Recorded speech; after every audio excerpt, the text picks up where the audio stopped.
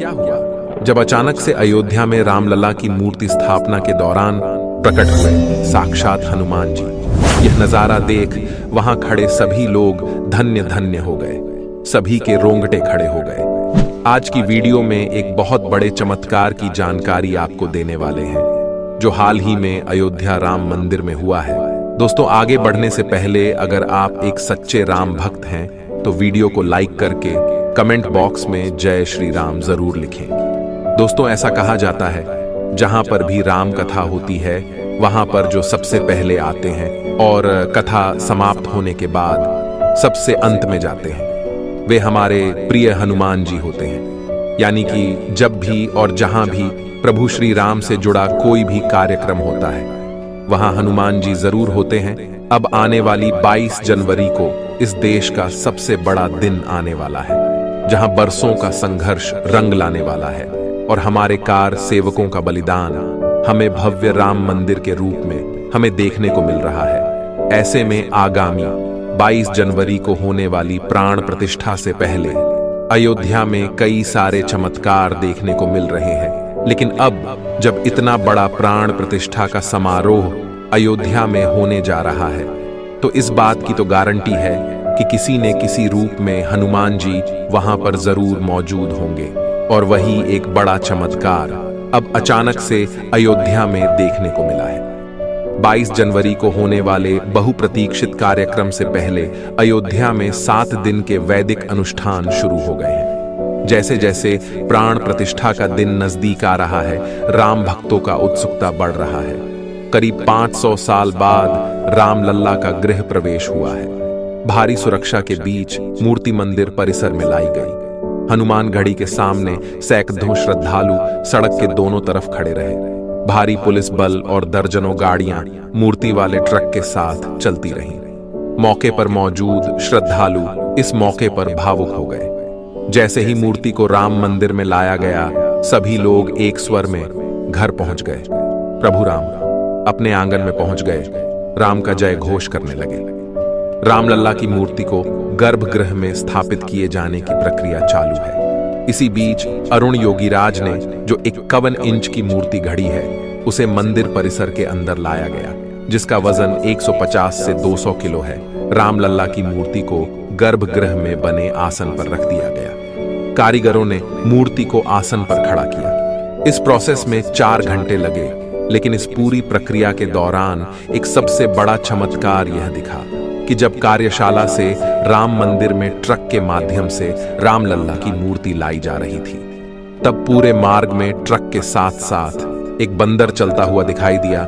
जिस जिस दिशा में ट्रक जाता वह बंदर भी उस दिशा में साथ चलता रहता। सभी भक्त यह नजर अपनी आंखों से देख रहे थे और उस बंदर को साक्षात हनुमान जी का अवतार मान रहे थे। जय श्री राम, जय हनुमान के जय कर लग रहे थे। और जब क्रेन की सहायता से राम मंदिर परिसर में रामलाल की मूर्ति को उतारा गया है तो गौरतलब बात यह है कि वह बंदर उस समय भी वहां पर मौजूद था।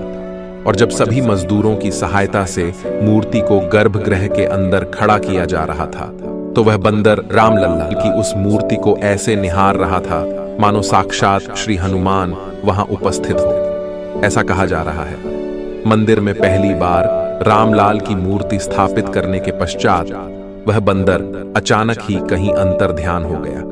इसी चमत्कार पर सभी राम भक्त कमेंट बॉक्स में जय श्री राम, जय हनुमान जरूर लिखें। अब दोस्तों, आप सभी के मन में एक सवाल जरूर आ रहा होगा, आखिर राम मंदिर के गर्भगृह में इस नई मूर्ति को स्थापित किया जाएगा तो आखिर रामलाल की उस मूर्ति का क्या होगा जो 1939 में मस्जिद के गुंबद के नीचे से प्रकट हुई थी।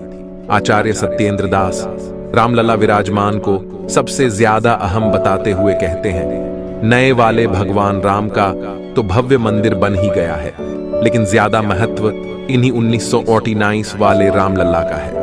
कोर्ट ने इन्हीं रामलला विराजमान के आधार पर फैसला दिया कि यही राम जन्मभूमि है। इसी के बाद मंदिर बनना शुरू हुआ। आचार्य सत्येंद्र दास बताते हैं, आप जानते हैं कि जितना विवाद हुआ है और जो कोर्ट में मुकदमा लढ़ा गया वो पहले से मौजूद रामलला विराजमान के नाम से लढ़ा गया। इन्हीं के नाम पर सुप्रीम कोर्ट ने हुक्मनामा दिया है। अब मंदिर बन गया है तो इसीलिए जैसे रामलला विराजमान की पूजा अर्चना पहले से होती रही उसी प्रकार से होती रहेगी।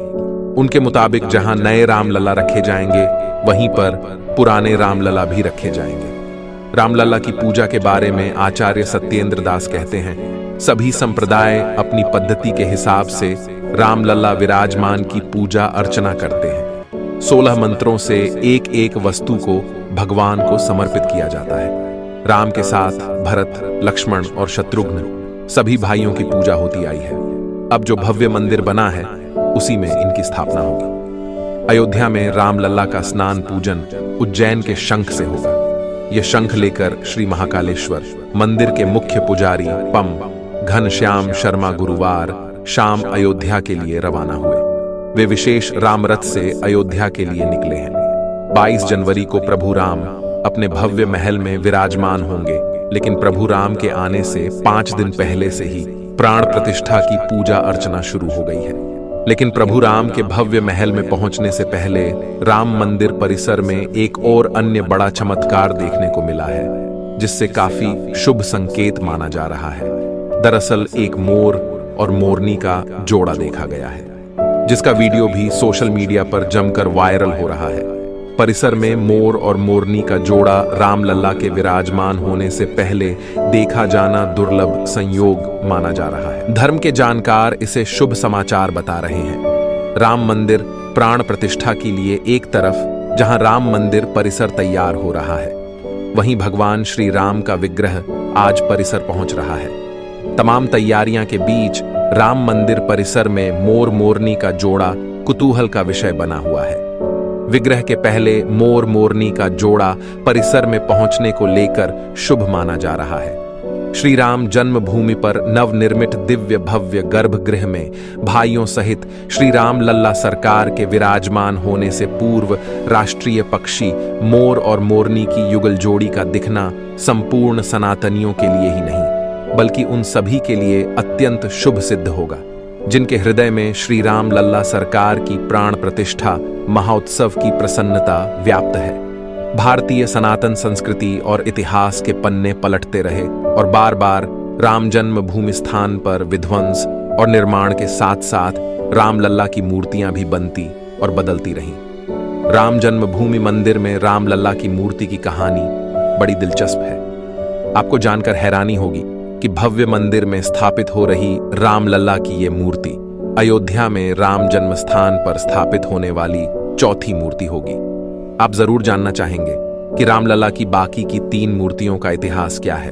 आगे वीडियो में हम आपको बताएंगे महाराज विक्रमादित्य से लेकर बाबर काल और तब से अब तक यानी 22 जनवरी 2024 की प्राण प्रतिष्ठा में स्थापित होने वाली रामलला की इन 4 पवित्र मूर्तियों की कहानी। पहली मूर्ति का इतिहास कहता है, यह ऐतिहासिक मान्यता है कि प्राचीन काल में कभी अयोध्या नगरी का पुनरुद्धार उज्जैन के नरेश महाराज विक्रमादित्य ने कराया था।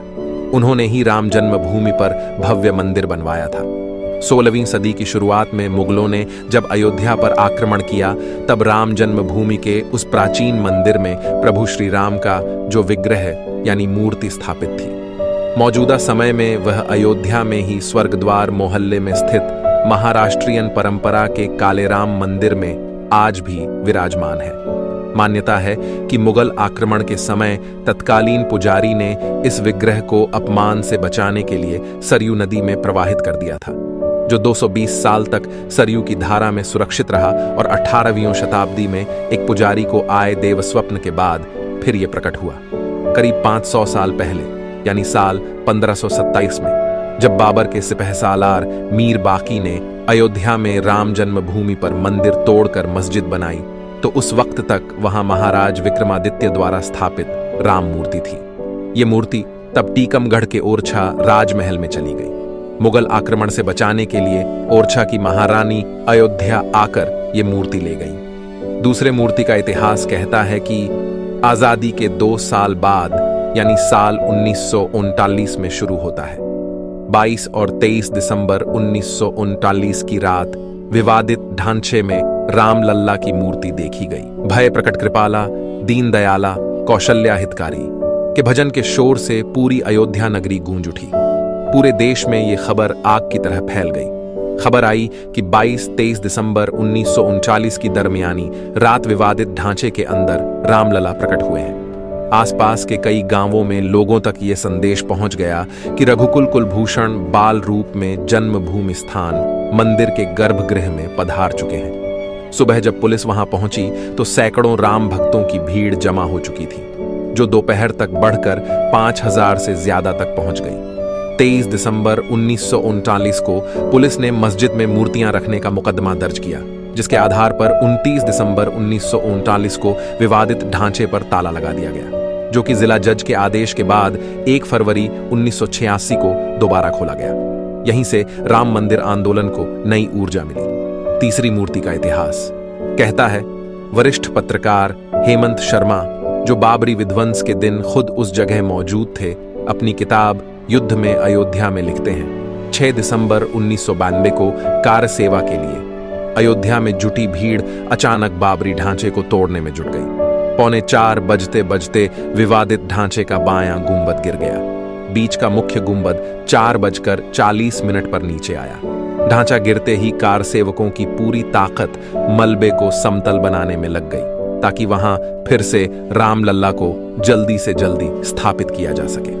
कार सेवकों ने ढांचे का मलबा पीछे खाई में गिराया और जमीन को समतल करने के काम में लग गए। आनन फानन में राजा अयोध्या ने अपने घर से रामलला की मूर्तियां भिजवाईं, जो उनकी दादी ने इसी काम के लिए अपने घर में एक अस्थाई मंदिर बनवाकर उसमें रखी थी। और रामलला की चौथी मूर्ति की कहानी तो हम सभी जानते हैं। अयोध्या में भगवान राम का भव्य मंदिर बनकर तैयार है। उसमें स्थापित हो रही रामलला की मूर्ति इतिहास में चौथी मूर्ति होगी। यह बाल रूप में होगी। इसमें भगवान राम 5 साल के बालक के रूप में धनुष और बाण पकड़े हुए होंगे। ये मूर्ति 51 इंच ऊंचाई वाली होगी। राम मंदिर में प्राण प्रतिष्ठित के लिए नेपाल के शालिग्राम से लेकर मैसूर और राजस्थान तक से पत्थर मंगाए गए। 3 मूर्तियों का निर्माण कराया गया। रामलला की पहली मूर्ति गणेश भट्ट ने बनाई है, दूसरी सत्यनारायण पांडे ने और तीसरी प्रतिमा अरुण योगीराज ने बनाई है। इनमें से फाइनल की गई 2 मूर्तियां स्थापित हो रही हैं। जिस प्रतिमा की गर्भगृह में प्राण प्रतिष्ठा होने वाली है, उसे चल या उत्सव नाम दिया गया है। वहीं दूसरी प्रतिमा, जिसे मंदिर प्रांगण में स्थापित किया जाएगा, उसे अचल मूर्ति नाम दिया गया है। अरुण योगीराज की बनाई मूर्ति अंदर मुख्य मंदिर के गर्भगृह में स्थापित हो रही है। आशा करते हैं दोस्तों, हमारी आज की वीडियो से आपको राम मंदिर का इतिहास जानने को मिला होगा। हमारा सौभाग्य है कि हम राम मंदिर के प्राण प्रतिष्ठा अपनी आंखों से देखने वाले हैं, लेकिन इसी प्राण प्रतिष्ठा के साथ उन कार सेवकों की आत्मा को भी शांति मिलने वाली है, जिन्होंने हंसते हंसते राम मंदिर के लिए अपने प्राणों को न्योछावर कर दिया। आप भी नीचे कमेंट बॉक्स में उनके लिए श्रद्धांजलि जरूर अर्पित करें। और अगर आपको वीडियो पसंद आई है तो लाइक करें और आप भी सच्चे सनातनी हैं तो कमेंट बॉक्स में जय श्री राम लिखकर रोजाना ऐसी सत्य चमत्कारी घटनाएं देखने के लिए हमारे चैनल को सब्सक्राइब करके बेल आइकन को प्रेस कर ले। बहुत बहुत धन्यवाद।